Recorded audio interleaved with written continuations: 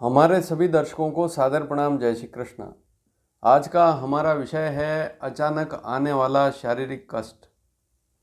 अब यह कष्ट किसी भी प्रकार का हो सकता है। आज इसके बारे में चर्चा करेंगे कि कुंडली में ऐसा कौन सा योग होता है जो शरीर में अचानक कष्ट लाता है, चाहे हृदयघात हो या अन्य कोई शारीरिक समस्या जो अचानक आ जाती है और उसके कारण व्यक्ति को लंबे समय तक उस बीमारी को झेलना पड़ता है, लंबे समय तक बिस्तर में रहना पड़ता है और फिर वह काफ़ी समय तक काम नहीं कर पाता है।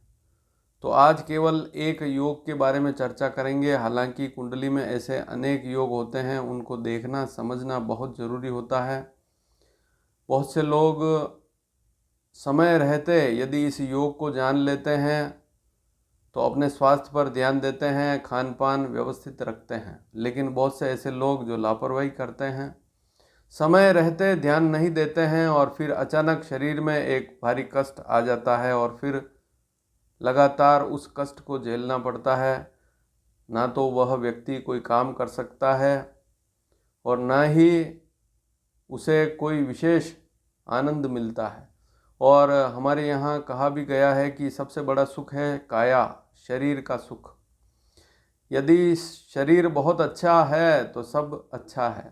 व्यक्ति के पास अगर धन है बहुत अधिक मात्रा में, लेकिन स्वास्थ्य अच्छा नहीं है, काफ़ी समय से बिस्तर पर है, व्यक्ति रोगी है और बीमारी भी लंबे समय से चल रही है, तो फिर वह धन कोई काम का नहीं होता है। तो आज हम एक ऐसे योग के बारे में जानेंगे। यह योग आप ध्यान से देखें, समझें और किसी भी छोटे बच्चे से लेकर बड़े व्यक्ति की कुंडली में, चाहे जवान हो युवा अवस्था हो, तब भी इस योग को अवश्य देखें। आज के समय में खान पान भी सही नहीं है और गलत खान पान के कारण शरीर में अनेक बीमारियां पनपती है और वे एक गंभीर बीमारी का रूप धारण कर लेती है और फिर समस्या लंबी हो जाती है। बहुत सी बार आपने देखा होगा कि शरीर पूरा जाम हो जाता है, आधा शरीर रह जाता है, काम नहीं करता है, एक हाथ एक पैर काम नहीं करता है, पैरालिटिक अटैक आ जाता है, या हृदयघात है, या अचानक कोई ऐसी समस्या हो जाती है जिसके कारण आप फिर काम नहीं कर पाते हैं लंबे समय तक।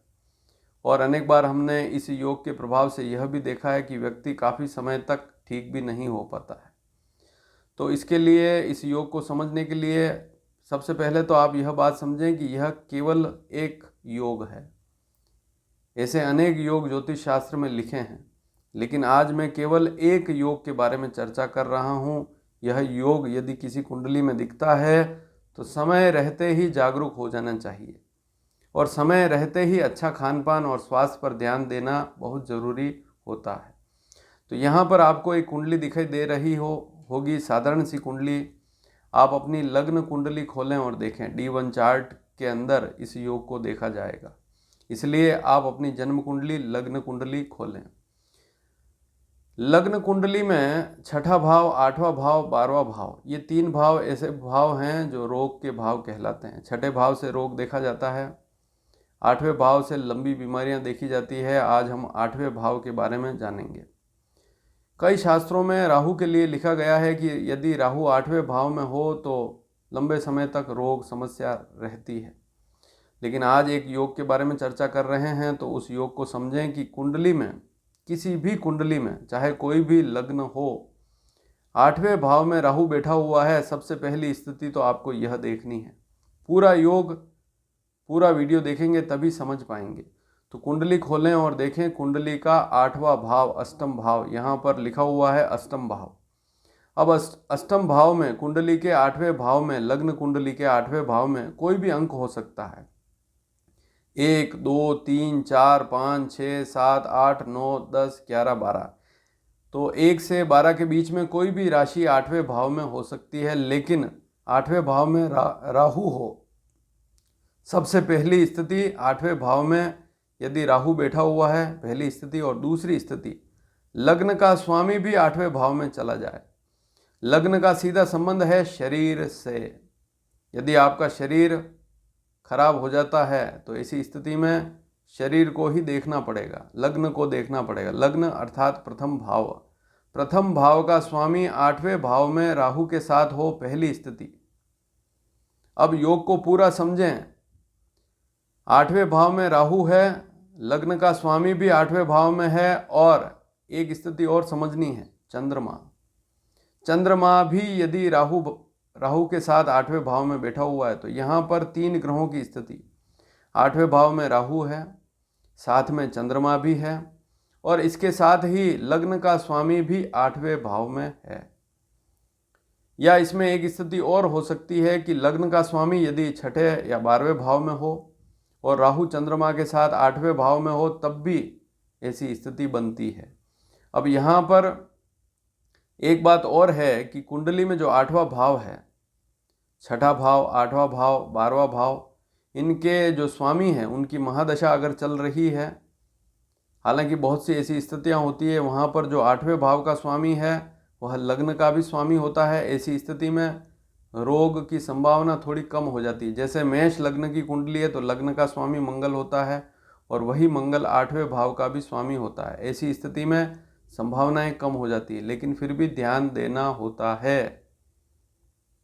तो लग्न के स्वामी को देखना है, वह 8वें भाव में, साथ में राहु भी है और चंद्रमा भी है। 3 ग्रहों की युति 8वें भाव में बन रही है, और कहीं 8वें भाव के स्वामी की महादशा चल रही है, या दूसरे भाव के स्वामी, क्योंकि दूसरा भाव और 7वां भाव ये दोनों मारक भाव कहलाते हैं।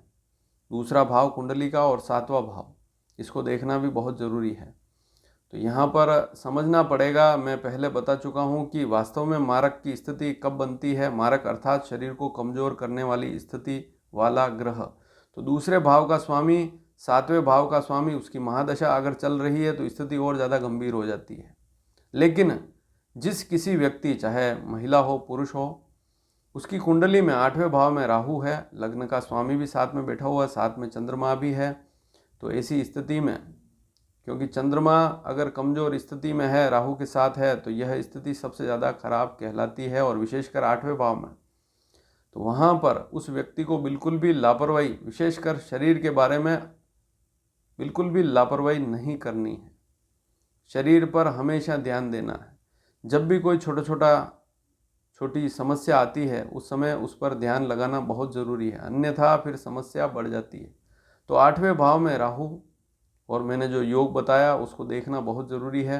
यदि आप इस विषय को अच्छी तरह से समझ पाए होंगे तो आपने इस विषय पर आगे फिर इस प्रक्रिया को समझें और फिर इस पर ध्यान देंगे, अमल करेंगे, तो जीवन में फिर अचानक कोई गंभीर कष्ट नहीं आएगा। तो अचानक कोई बीमारी आती है, कष्ट आता है शरीर में, और फिर व्यक्ति काफ़ी समय तक उस रोग से जूझता है और समस्या बढ़ती जाती है। रोग बहुत सी बार ठीक भी नहीं होते हैं, और कुछ ऐसी स्थितियां भी बन जाती है ऐसे योग से कि वह व्यक्ति कुछ काम भी नहीं कर पाता है। तो यह स्थिति सबसे खराब स्थिति कहलाती है, और इस योग के बारे में लिखा गया है। सामान्य सी स्थिति है, आपने समझी होगी। लग्न कुंडली में ही इस योग को देखना है। लग्न का स्वामी अर्थात लग्न में जो राशि लिखी हुई है उस राशि का स्वामी जो है उसको समझना है। तो पूरे विषय को आपने जाना, समझा। यदि वीडियो अच्छा लगा हो तो अधिक से अधिक शेयर करें। और उपाय की यदि बात करें तो ज्योतिष शास्त्र में शरीर के लिए एक ही उपाय है। शरीर को अच्छा रखना है तो केवल एक ही उपाय है। वैसे अगर मेडिकल साइंस में देखें तो बहुत सारे परहेज हैं, खान पान का ध्यान रखना होता है, लेकिन यदि ज्योतिष को लेकर चलें तो यहाँ पर महामृत्युंजय मंत्र, ऐसे योग अगर कुंडली में हैं तो महामृत्युंजय मंत्र का जाप अवश्य करना चाहिए। उससे समस्या का निराकरण होता है और जागरूक भी रहना चाहिए, अच्छा खान पान रखना चाहिए। धन्यवाद। जय श्री कृष्ण।